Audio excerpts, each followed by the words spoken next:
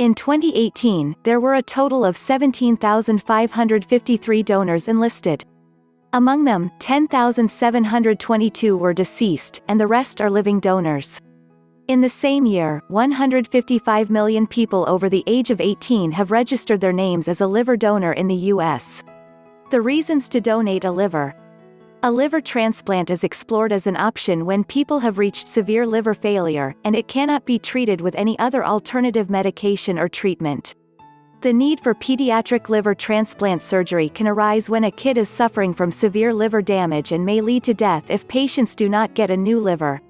The failure of this organ can be an acute liver failure that can happen in a week or a chronic one that takes time across months and years. The leading causes of liver failures are viral infections, cirrhosis, hepatitis C, or cystic fibrosis. Biliary duct atresia, hemochromatosis, or primary biliary cirrhosis can also cause severe liver impairment. Non-alcoholic fatty liver disease, alcoholic liver disease, primary sclerosing cholangitis, and early-stage liver cancer, too, are some conditions that may call for a liver transplant. 2 types of liver transplant.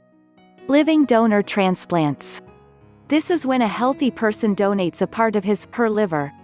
It can be for a family member who needs a transplant. During the procedure, a part of the organ from the donor is removed and transplanted to the patient. The surgeon removes the diseased liver from the patient and replaces it with the new part. The living donor gets well after some days of the surgery. His/her liver also grows back to its normal size, thanks to its ability to regenerate quickly.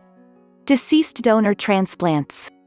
This is the most common type of liver transplantation. The organ comes from a deceased person. In such cases, the surgeon removes the liver from the deceased donor's body and replaces the injured or damaged liver with the deceased donor's organ.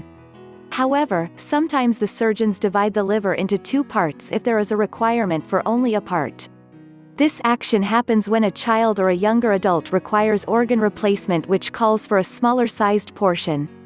As a result, the doctor can split it into 2 parts for 2 patients. The facts on living liver donation. There are some other vital facts that people should know about liver donation. These details will help the donors and recipients to understand the risks and upside of living liver donation. Donors know their recipients. The donors have to build a good relationship because they both have to go through a series of tests for compatibility reasons. If the compatibility check is not done, then it will be difficult for the patient to adjust to the new liver. Living donor option is safe. This is safe because the recipient doesn't have to wait for a long time to find a dead donor for a successful liver transplant. The time saved in getting new liver quickly can effectively save a life. Also, the donor's liver will grow back to normal after a period of proper health care. The recovery time. A living donor who gives a part of his/her liver will have to wait a long time to get the growth of their organ to its previous size. However, there are no data that shows that the surgery has affected the life of the donor or that they see an increased likelihood of getting liver disease.